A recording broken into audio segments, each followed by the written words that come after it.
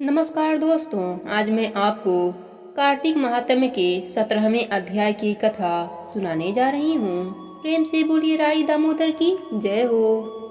सत्यभामा ने पूछा, हे प्रभु, तिथियों में एकादशी और महीनों में कार्तिक मास आपको विशेष प्रिय क्यों है? इसका क्या कारण है? कृपया करके बताइए। भगवान कृष्ण ने बोले, सत्य, तुमने बहुत अच्छी बात पूछी है। एकाग्रचित होकर सुनो। प्रिय, पूर्व काल में राजा पृथु ने भी देवर्षि नारद से ऐसा ही प्रश्न किया था। उस समय सर्वज्ञ मुनि ने उन्हें कार्तिक मास की श्रेष्ठता का कारण बताया था। नारद जी बोले, पूर्व काल में शंख नामक एक असुर था जो त्रिलोकी का नाश करने में समर्थ था। महान बल एवं पराक्रम से युक्त था। वह समुद्र का पुत्र था।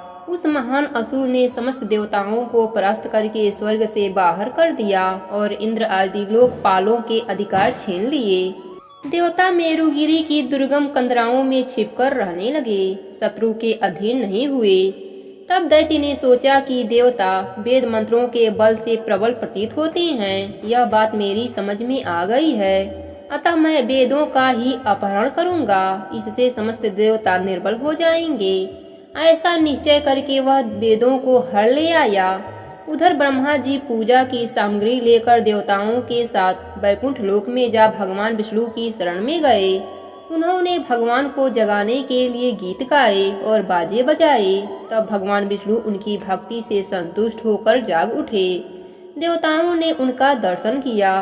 वे सहस्त्रों सूर्यों के समान क्रांतिमय दिखाई देते थे। उस समय खडोपचार से भगवान की पूजा करके देवता उनके चरणों में गिर गए। तब भगवान लक्ष्मीपति ने उनसे इस प्रकार कहा। श्री विष्णु जी बोले, देवताओं, तुम्हारे गीत पाद आदि मंगलमय कार्यों से संतुष्ट हो मैं वर देने को उद्यत हूँ। तुम्हारी सभी मनोवांछित कामनाओं को पूर्ण करूँगा। कार्तिक के शुक्ल पक्ष में प्रोधनी एकादशी के दिन जब एक पहर रात बाकी रहे, उस समय गीत पाद आदि मंगलमय विधानों के द्वारा जो लोग तुम्हारे ही समान मेरी आराधना करेंगे, वे मुझे प्रसन्न करने के कारण मेरे समीप आ जाएंगे। शंखासुर के द्वारा हरे गए संपूर्ण वेद जल में स्थित हैं। मैं सागर पुत्र शंख का वध करके उन्हें ले आऊंगा। आज से लेकर सदा ही प्रतिवर्ष कार्तिक मास में मंत्र, बीज और यज्ञों से युक्त वेद जल में विश्राम करेंगे। आज से मैं भी इस महीने में जल के भीतर निवास करूंगा। तुम लोग भी मुनीश्वरों को साथ लेकर मेरे साथ आओ। इस समय जो श्रेष्ठ द्विज प्रातः स्नान करते हैं, वे निश्चय ही संपूर्ण यज्ञों का अभृत स्नान कर चुके। जिन्होंने जीवन भर शास्त्रोक्त विधि से कार्तिक के उत्तम व्रत का पालन किया हो, वे तुम लोगों के भी माननीय हो। तुमने एकादशी को मुझे जगाया है, इसलिए यह तिथि मेरे लिए अत्यंत प्रीतिदायिनी और माननीय होगी। कार्तिक मास और एकादशी तिथि, इन दो व्रतों का यदि मनुष्य अनुष्ठान करे तो ये मेरे सानिध्य की प्राप्ति करने वाले हैं। इनके समान दूसरा कोई साधन नहीं है। नारद जी कहते हैं, यह कहकर भगवान विष्णु मछली के समान रूप धारण करके आकाश में विंध्य पर्वत वासिनी कश्यप मुनि की अंजलि में गिरे। मुनि ने करुणावश उस मत्स्य को अपने कमंडल में रख लिया, किंतु वह उसमें अट नहीं सके। तब उन्होंने उसे कुएं में ले जाकर डाल दिया। तब उनमें भी वह न आ सके। तब मुनि ने उसे तालाब में पहुंचा दिया, किंतु वहां भी यही दशा हुई। इस प्रकार उन्हें अनेक स्थानों में रखते हुए अंतोगत्वा उन्होंने समुद्र में डाल दिया।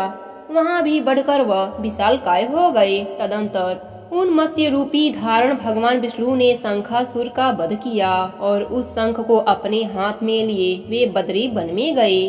वहां संपूर्ण ऋषियों को बुलाकर भगवान ने इस प्रकार आदेश दिया। श्री विष्णु बोले, महर्षियों, जल के भीतर बिखरे हुए वेदों की खोज करो और रहस्यों सहित उनका पता लगाकर शीघ्र ही ले आओ। तब तक मैं देवताओं के साथ प्रयाग में ठहरता हूँ। तब तेज और बल से संपन्न समस्त मुनियों ने यज्ञ और बीज सहित वेद मंत्रों का उद्धार किया। जिस वेद के जितने मंत्र को जिस ऋषि ने उपलब्ध किया, वही उतने भाग का तब से ऋषि माना जाने लगा। तदंतर तब मुनि एकत्रित होकर प्रयाग में गए तथा ब्रह्मा सहित भगवान विष्णु को उन्होंने प्राप्त किए हुए वेद अर्पण कर दिए।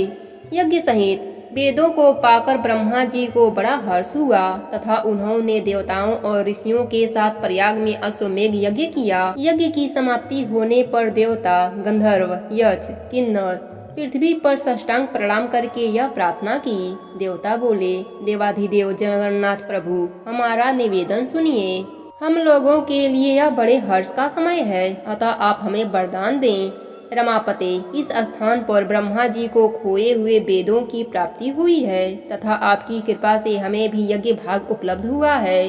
अतः यह स्थान पृथ्वी पर सबसे अधिक श्रेष्ठ और पुण्यवर्धक हो। इतना ही नहीं, आपके प्रसाद से यह भोग और मोक्ष का भी दाता हो। साथ ही यह समय भी महान पुण्यदायक और ब्रह्म हत्याएं आदि की भी शुद्धि करने वाला हो।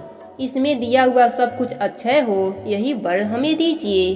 भगवान विष्णु ने कहा, देवताओं, तुमने जो कुछ कहा है उससे मेरी भी संपत्ति है, अतः तुम्हारी इच्छा पूर्ण हो।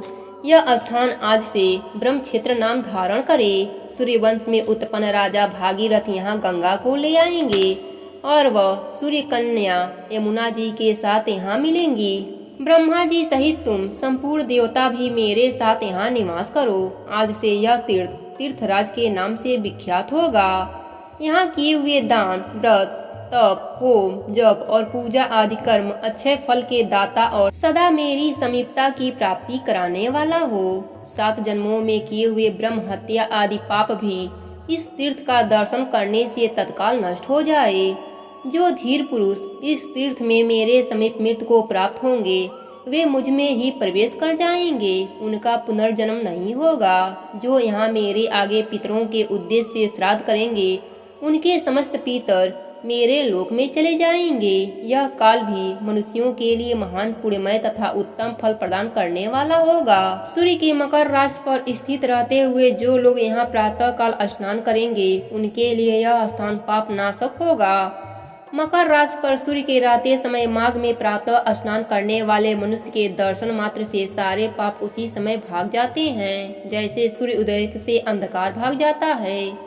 माघ में जब सूर्य मकर राशि पर स्थित हो उस समय यहाँ प्रातः काल स्नान करने पर मैं मनुष्यों को क्रमशः सालोक्य, सामीप्य और सारूप्य तीनों प्रकार की मुक्ति दूंगा। मुनीश्वरों, तुम सब लोग मेरी बात सुनो। यद्यपि मैं सर्वत्र व्यापक हूँ तो भी बद्री वन में सदा विशेष रूप से निवास करता हूँ। 10 वर्षों तक तपस्या करने से जिस फल की प्राप्ति होती है वही वहाँ एक दिन की तपस्या से तुम लोग प्राप्त कर सकते हो। जो नरश्रेष्ठ उस स्थान का दर्शन करते हैं वे सदा के लिए जीवन मुक्त हैं, उनके शरीर में पाप नहीं रहता। नारद जी कहते हैं, देव भगवान विष्णु देवताओं से इस प्रकार कहकर ब्रह्मा जी के साथ वहीं अंतर ध्यान हो गए तथा इंद्र आज संपूर्ण देवता भी अपने अंशों से वहां रहकर स्वरूप से अंतर ध्यान हो गए। जो शुद्ध चित्त वाला श्रेष्ठ पुरुष इस कथा को सुनता या सुनाता है वह तीर्थराज प्रयाग और बद्री वन की यात्रा करने का फल प्राप्त कर लेता है। यहीं पर 17वें अध्याय की कथा समाप्त होती है। प्रेम से बोली राई दामोदर की जय हो।